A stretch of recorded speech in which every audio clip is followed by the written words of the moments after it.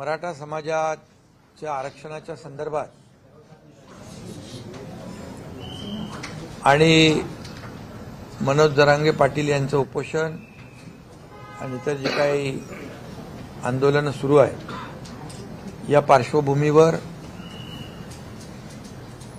अतिशय महत्त्वाची अशी उपसमितीची बैठक मी देखील आज अटेंड केलेली आहे आणि या बैठकीमध्ये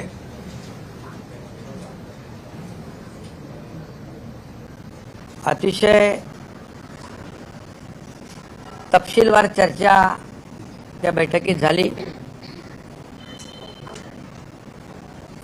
त्यामध्ये जस्टिस शिंदे साहेबांची जी कमिटी आपण गठीत केली होती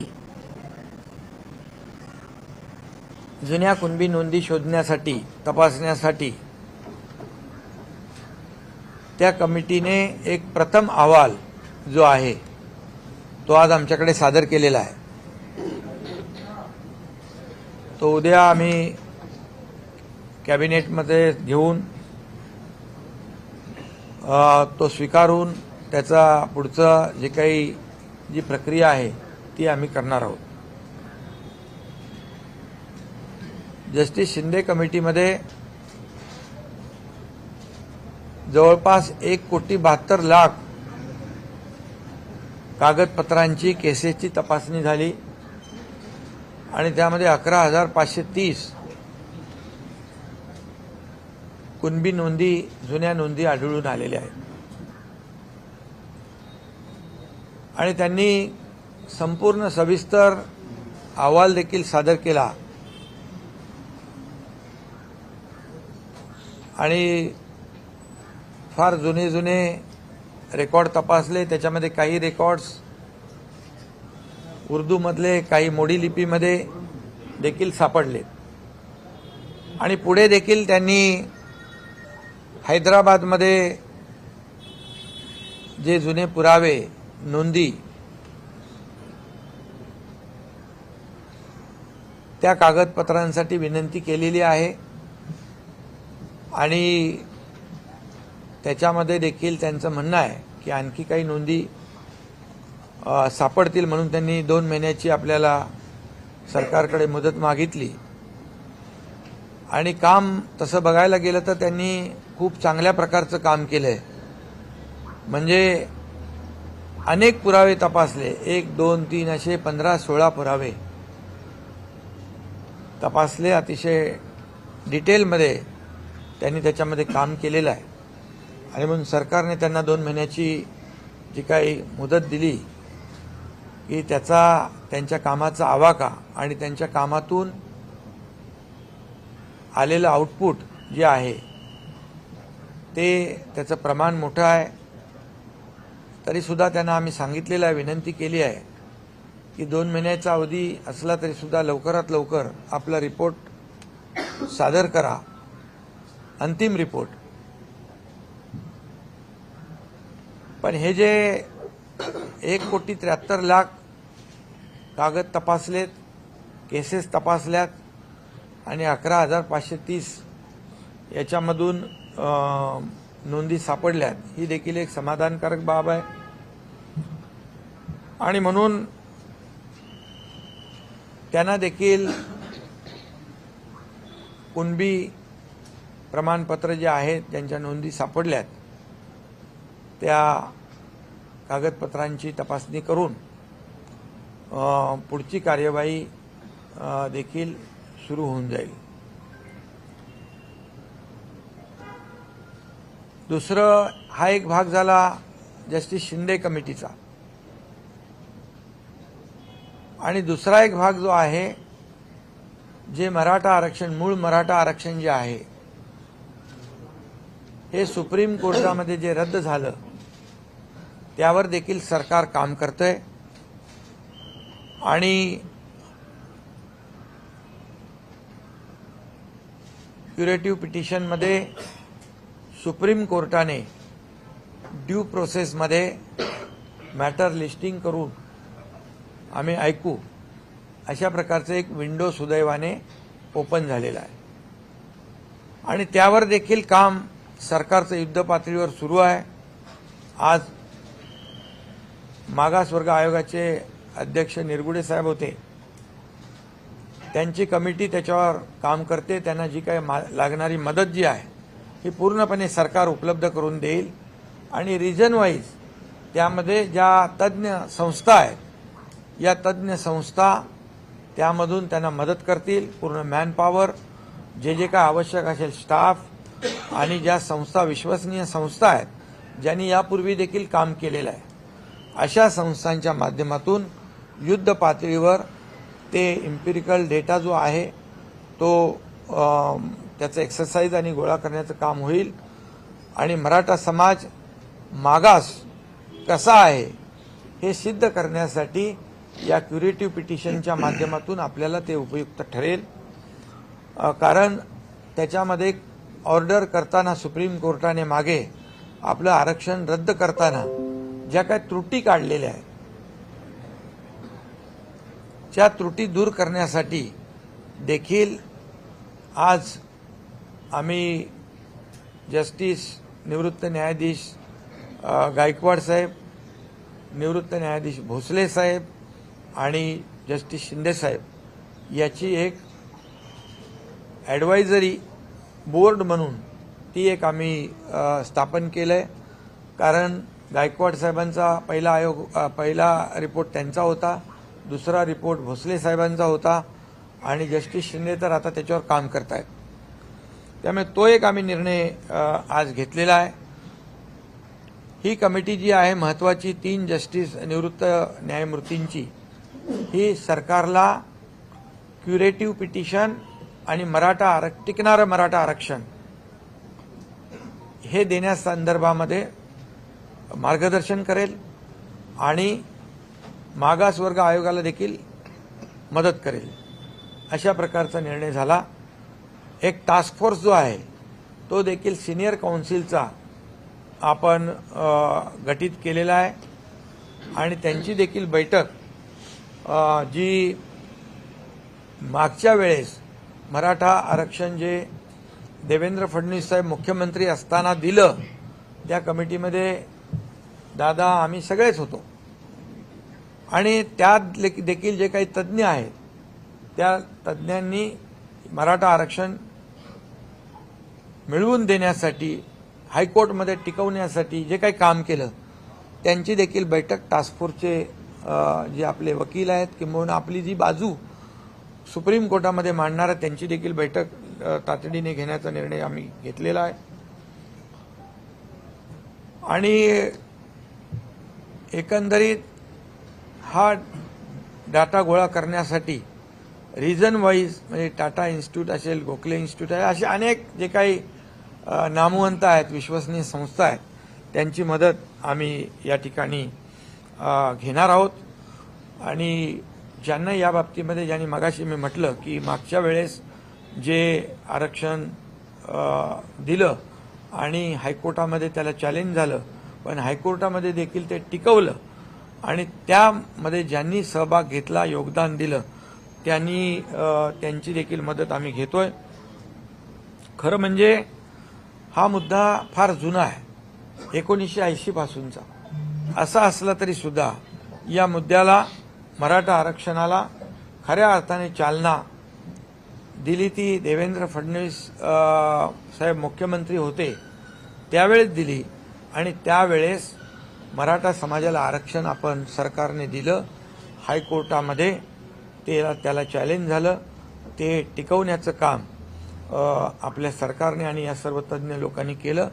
सुप्रीम कोर्टामध्ये अपील झाल्यानंतर दुर्दैवाने ते आरक्षण रद्द झालं। दुर्दैवानेच म्हणेन मी, कारण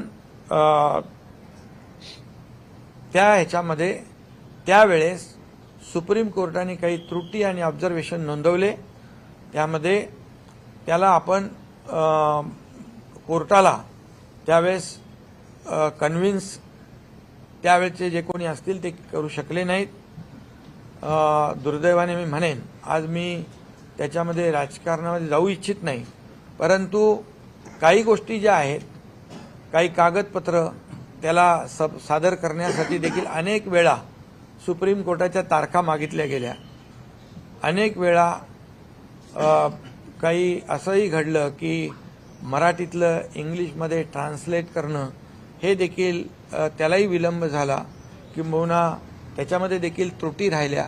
या सगळ्या कारणांमुळे जे सुप्रीम कोर्टाने रद्द केलेलं आरक्षण जे आहे हे आरक्षण आताच्या क्युरेटिव्ह पिटिशनमध्ये त्याच्या त्रुटी दूर करण्याचं काम आणि मराठा समाज मागास कसा आहे हे सिद्ध करण्याचं काम वार फुटिंगवर, युद्ध पातळीवर आमचं सरकार करेल. आणि टिकणारं, कायद्याच्या चौकटीत बसणारं आरक्षण जे आहे हे देण्यासाठी सरकार कटिबद्ध आहे. सरकारने जबाबदारी घेतलेली आहे. सरकारची जबाबदारी मी जाहीरपणे व्यक्त केलेली आहे. आणि त्यामुळे आणि त्याचबरोबर उद्या मनोज जरांगे पाटील यांचे काही प्रतिनिधी देखील अशी चर्चा आपली उपसमिती आणि आपले अधिकारी देखील करतील. तशा प्रकारची त्यांना देखील विनंती आमचे डिव्हिजनल कमिशनर, कलेक्टर करतील. माझी एवढीच विनंती आहे की 58 मोर्चे गेल्या वेळच्या आरक्षणाच्या वेळे या राज्यामध्ये निघाले. अतिशय शिस्तबद्ध पद्धतीने ते मोर्चे निघाले.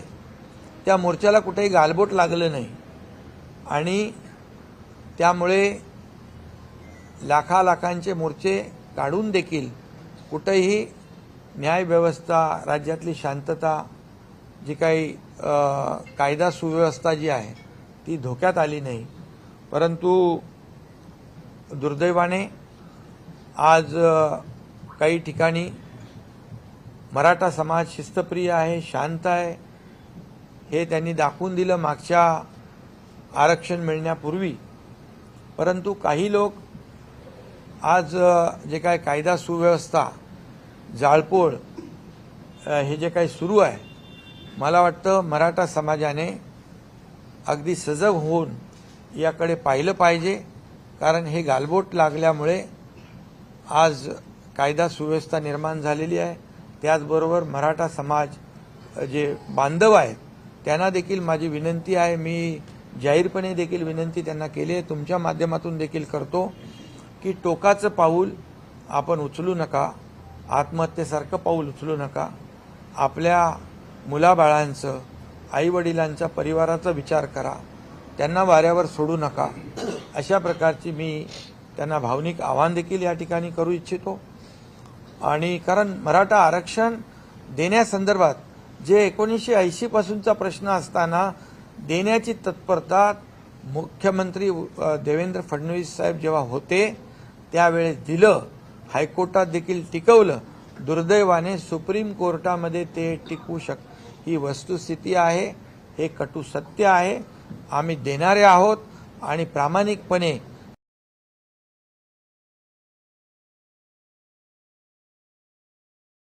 मराठा समाजाला आरक्षण 2 टप्प्यामध्ये आपण, एक कुणबी जे जस्टिस शिंदेंचं काम, दुसरं क्युरेटिव्ह पिटिशनच्या माध्यमातून सुप्रीम कोर्टाचं काम आम्ही प्रामाणिकपणे करतोय.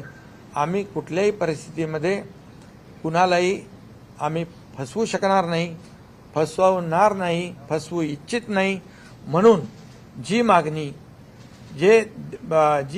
जी आहे ती मागणी देखील कायदेशीर असली पाहिजे, नियमामध्ये बसणारी असली पाहिजे आणि ती टिकणारी असली पाहिजे. नाहीतर आज आम्ही सरकारने निर्णय घ्यायचा आणि उद्या तो फेटाळायचा. समाजाला एक प्रकारे सरकारने फसवलं अशी भावना सरकारमध्ये, जनतेमध्ये, मराठा समाजामध्ये आम्ही जाऊ देणार नाही. आम्ही जे बोलतोय, जे होण्यासारखं आहे तेच आम्ही बोलतोय. आणि नक्की आपल्याला मी सांगतो, आपल्या माध्यमातून मराठा समाजाला टिकणारं, कायदेशीर टिकणारं, कायद्याच्या चौकटीत टिकणारं, इतर कुठल्याही समाजावर अन्याय न करता हे आरक्षण आम्ही देणार आहोत. त्यासाठी सगळ्या प्रक्रिया ज्या आहेत त्याच्यावर सुरू आहे. आणि म्हणून मनोज जरांगे पाटील यांना देखील माझं आव्हान आहे, विनंती आहे की आपण थोडा वेळ यामध्ये सरकारला दिला पाहिजे. सरकारचं काम जे तुम्ही कुणबी दाखल्याचं जी मागणी केली, जस्टिस शिंदे अतिशय चांगल्या प्रकारचं काम करतात. त्यांनी त्याच्यातून आउटकम आपल्याला दाखवलेला आहे. त्यामुळे त्यांनी देखील मनोज जरांगे पाटील यांनी स्वतःची काळजी घेतली पाहिजे. त्यांच्याही काळजीची आम्हाला तब्येतीची चिंता आहे. त्यांनी वैद्यकीय उपचार घेतले पाहिजे, पाणी घेतलं पाहिजे, त्यांनी हॉस्पिटलची जी काही ट्रीटमेंट आहे ती घेतली पाहिजे. कारण शेवटी कुठेही आम्हाला सरकारला देखील त्यांची चिंता आहे, त्यांच्या तब्येतीची चिंता आहे. त्यांनी जो काही मागास मराठा समाजासाठी जो लढा उभारलेला आहे, सरकारने तो गांभीर्याने घेतलेला आहे. सरकार पूर्णपणे या मराठा समाजाच्या आरक्षणाच्या बाबतीमध्ये अतिशय गंभीर आहे. आणि म्हणून आज सर्व लोकांची एक महत्त्वाची बैठक आम्ही या ठिकाणी बोलावलेली आहे. आणि त्यामध्ये पूर्णपणे आपल्याला सुदैवाने की 2 मार्गाने आपण या मराठा समाजाला न्याय देण्याचा निर्णय घेतलाय. जुन्या कुणबी नोंदी आणि क्युरेटिव्ह पिटिशनच्या माध्यमातून रद्द झालेलं आरक्षण हे देण्यासंदर्भात अतिशय युद्ध पातळीवर काम सुरू आहे. पण आपण झटकन हा निर्णय घ्या किंवा हा निर्णय घेऊ नका असं आपण करू शकत नाही. कारण जो निर्णय सरकार घेईल तो टिकाऊ असला पाहिजे, टिकणारा असला पाहिजे, कायद्याच्या चौकटीमध्ये बसणारा असला पाहिजे आणि त्याचे फायदे जे आहेत हे कायमस्वरूपी मराठा समाजाला मिळाले पाहिजे. अशा प्रकारची आमची भूमिका आहे. आणि त्याचबरोबर आज बैठकीमध्ये असाही निर्णय आपण घेतला की हा जो काही अहवाल जस्टिस शिंदे साहेबांचा आहे हा उद्या आपण कॅबिनेटमध्ये स्वीकारल्यानंतर आपले महसूल मंत्री, संबंधित तहसीलदार असतील, जिल्हाधिकारी असतील यांच्याबरोबर व्हीसीवरून बोलून हे जे काही ज्यांच्या जुन्या नोंदी आहेत त्या जुन्या नोंदी त्या ज्यांच्या सापडलेल्या आहेत त्या तात्काळ त्याची कागदपत्र तपासून त्यांना जे दाखले देण्याची प्रक्रिया देखील जी आहे ही सुरू करण्याचा देखील आपण निर्णय घेतलेला आहे. आणि हा निर्णय आज आपण नव्याने घेत नाही. हा निर्णय 2004, 2006 आणि 1967चा आहे. त्यामुळे मला वाटतं या सगळ्या दोन्ही बाजूतून आपण पुढे जातोय. आणि म्हणून आज या आंदोलनाला कुठेही गालबोट लागता कामा नये याची काळजी देखील मराठा समाजाने घेतली पाहिजे की या मराठा समाजाच्या आडून कुणी अशा प्रकारचं ज्या घटना होत आहेत त्या घडवू इच्छित आहे का याचा देखील मराठा समाजाने विचार केला पाहिजे.